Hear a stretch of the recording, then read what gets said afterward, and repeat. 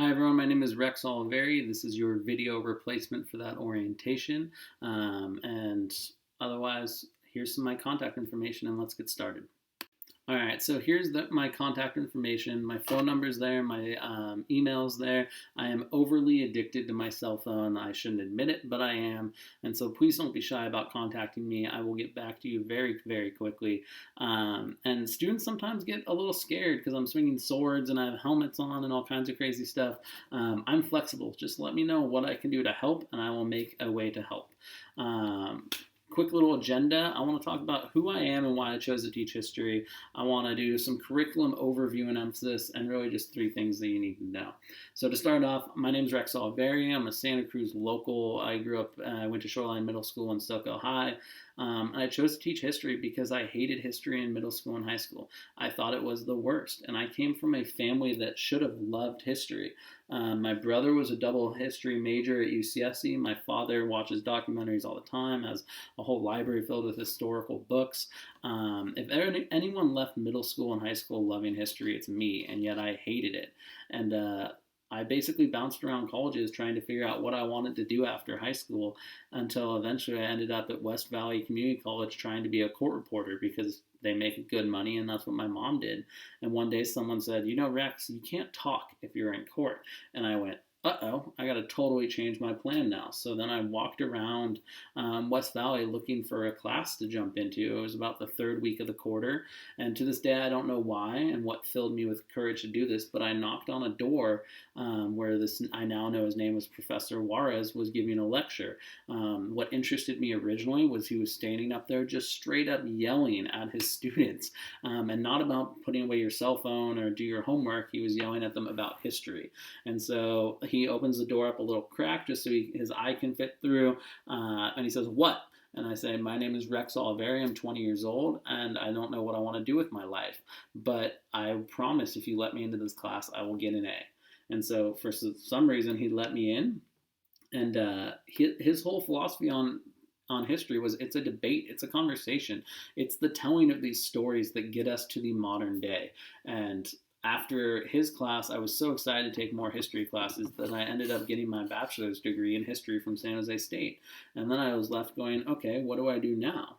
And I had this feeling like if I hated history when I was in middle school and high school and I love it so much now, why don't I go try and be a middle school or high school teacher? And that's what I ended up doing. And I have the greatest job in the world because I get to teach something that I'm really passionate about, and I have the experience to know that not everyone's passionate about it yet, but my job is to get you to be passionate.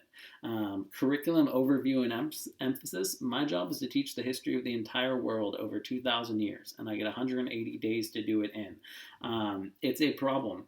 And for the students who are listening to this, we're going to go fast. We're going to go quick because it needs to go fast, so that you can learn as much as you possibly can.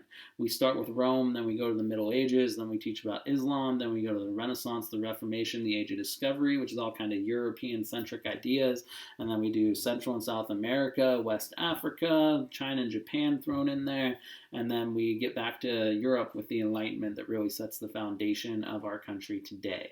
The history of the world over 2,000 years, smashed into one 7th grade class. And then just three quick things that you need to know. The first one is that I'm trying to make distance learning as consistent and streamlined as possible. In essence, students are going to log into Zoom at the start of the period. I'll take attendance, we'll discuss, we'll debate, we'll do whatever we're going to do, and then they'll be dismissed to watch a video on Schoology and complete assignments for the day. All of this is going to be laid out in the daily agenda that looks like this.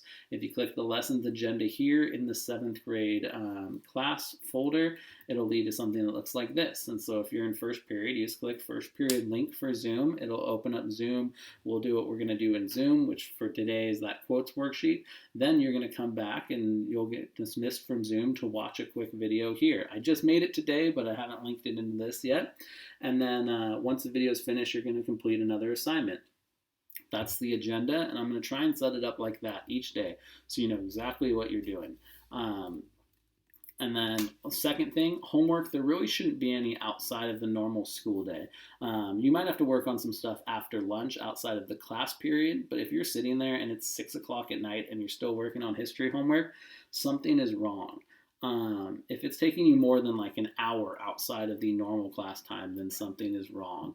And so if a student's working on an assignment excessively, please let me know and we'll figure it out, because one of three things is happening. Either I screwed up when I made the assignment, they screwed up because they're not reading the directions properly and they're doing more than they should, or they haven't really been spending all that much time and they've been watching YouTube and Snappy Chat, Flappy Birding, or whatever they do on those phones nowadays. But anyway, let me know, because that's going to be a conversation where I need to know. Mostly because I'm building all new curriculum, and if something's taking longer than it should, I need to know so I can fix it. And the last little thing is, your child should be coming home being off the internet, interested in history, and I'm begging you to please have that conversation with them. Argue with them, push them to think and research, ask questions. There's all kinds of crazy topics we're going to talk about, from Polish soldier bears fighting in World War II, to the interesting social classes of feudal Japan, to Julius Caesar getting stabbed 23 times on the floor of the Senate. There's all kinds of amazing stuff that is going to happen in this class, and if they come home interested and wanting to talk about it, please have that conversation with them and push them to dig deeper. And if they're not coming home being off the internet, wanting to talk about history, then let me know. If in 2 weeks you ask your kid what's their least favorite class and they say world history with Mr. Oliveri, I want you to take a video of them saying that. I want you to send me that video, because that tells me that I am doing something wrong and I need to fix it.